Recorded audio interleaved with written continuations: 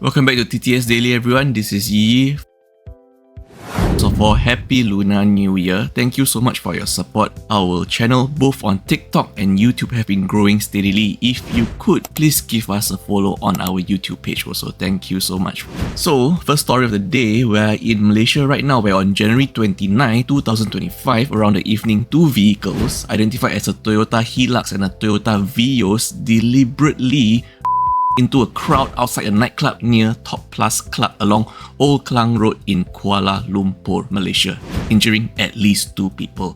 After the initial attack, both cars made a U-turn to drive back into the crowd again. An investigation has been launched by the Malaysian police, with the incident being treated as attempted under Section 307 of the Penal Code. Witness reported the incident to the police, mentioning that the vehicles hit a group of men, leading to the injuries. One of the injured was taken to the hospital by ambulance. However, none of the victims have lodged a police report themselves. The police are appealing for witnesses or anyone with information to come forward to aid in the investigation. As you can see in this video here, that we would have to heavily censor. It shows the vehicles driving into the crowd and making a U-turn. Just absolutely horrifying to see. This was no incident but deliberate, as you can see by the U-turns made by the cars. We're back right now in Singapore, where on 3 PM January 26, 2025, a young girl was rushed to the hospital after being stung by a jellyfish at Changi beach. She was approximately 7 or 8 years old. A witness observed the imprints of jellyfish tentacles on her legs, indicating she was in pain, though the injury was not considered very severe. But do take note, jellyfish stings are toxic and could be fatal. Her parents were with her at the time, and paramedics attended the scene, and the girl was conveyed to Changi General Hospital for treatment.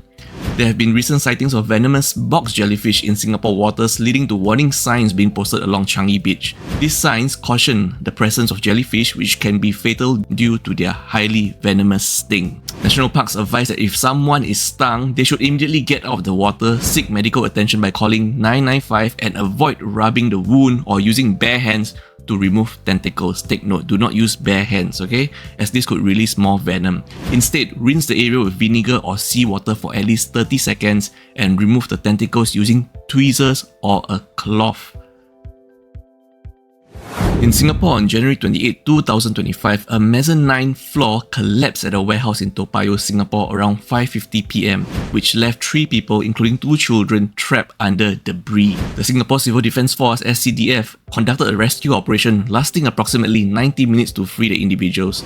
That happened at 11 Payoh Industrial Park, Singapore. The firefighters from Bishan Fire Station, along with specialised rescue units and 2 SCDF search dogs, responded to the emergency. One person had already freed themselves before SCDF arrival and alerted them to the other 3 still trapped. All trapped individuals have been rescued. 4 people, including the 2 children, were hospitalised. Adults were taken to Tan Tock Seng Hospital and children were sent to KK Women's and Children Hospital.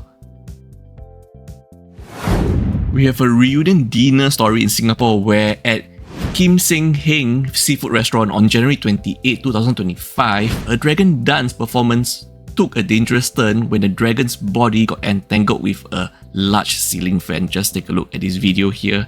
As you can see, the dragon dance was being performed on a stage that is too small for the performance. If you have seen dragon dance before, you know the dragon's body have to weave and spin and turn left and right in circles, and you can see in this video right here, they are moving in really slow motion due to the restricted space they have on the stage, and they have a backdrop to deal with also on the stage, so they have to be really slow with every single movement to not hit anybody in that small space. But one of the performers failed to take note of the height of the body, and it got entangled with the ceiling fan. A diner described as a man in his 40s was injured, receiving a deep gash on his forehead due to metal rods attached to the dragon bodies being flung towards the diners. I mean, at that kind of speed and impact and metal rod, thankfully, nothing fatal happened, but a metal rod struck on fragile parts of the body can be fatal. Immediate treatment was provided to the injured diner. The Singapore Wiggy Athletic Association, responsible for the troop, mentioned the accident was due to size issues but declined further comment. And for our last story of the day, we have another scam story in Singapore to share. Patrick, a tech-savvy 21-year-old serving national service in Singapore, thought he was immune to scams due to his awareness and education on the subject, which is what most of our young friends, believe because, they're tech-savvy, they know what is going on, and so a lot of people is like, yeah, I know what scams are like, and guess what? One day, Patrick received a random Telegram message from someone named Alice, not her real name, which he initially ignored but later engaged with out of curiosity. He was thinking like, yeah, I know this might be a scam, let's just, listen to what they have to say, and if something's not right, I'll just put a stop to it, So Alice introduced Patrick to a money-earning program through a WhatsApp group where others seemed to be making profits. The moment he entered the group, there was like 16 of them in a group, and they were like congratulating each other on their earns, on their profits. So Patrick was really like enticed by this the moment he entered. He didn't realize whether the group was all a bunch of actors, The scam involved a spinning wheel to select movie titles, buying tickets and earning commissions. Patrick first started with a small investment of $10 and saw a 150% profit and was able to withdraw it. He did a test withdrawal, and it worked, which further convinced him of its legitimacy. So this is how scams get you, The small money, they let you withdraw. When the sum gets larger and larger, you want to withdraw, that's where Now, his appetite grew bigger. Patrick now thinking, okay, I should invest more. I've tested a small withdrawal amount and it works, okay? For this scheme, you have to make purchases in at least 20 rounds before you could withdraw, okay? As he participated in more and more rounds, then he realized each round cost more than the previous round, okay?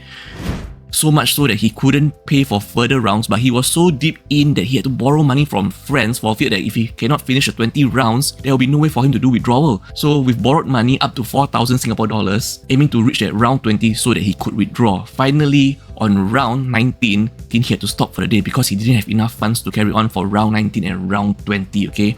The investment required for round 19 was 9,000 Singapore dollars and the investment for round 20 was 10,000 Singapore dollars. He couldn't afford then, so he stopped for the day, okay? But Patrick probably thought, I probably can find funds for round 19 and 20 later. But then, few days later, he realized the WhatsApp group disappeared and the website was no longer accessible, which further confirms to him that he got scammed. Patrick lost about 7,000 Singapore dollars in total, and he had to slowly pay back borrowed money over 3 years by significantly cutting expenses by skipping lunch and eating meals with just rice and tofu egg for 3 years. He felt embarrassed and kept the incident secret from friends for a long time. Patrick also reported the scam to the police, though he knew recovery of his money was unlikely. Once again, the basic scam prevention strategy in Singapore would be the ACT strategy, ACT, Add Scam Shield app. C. Check for scam signs. T. Tell authorities and loved ones about potential scams. Stay safe everyone and have a happy Lunar New Year.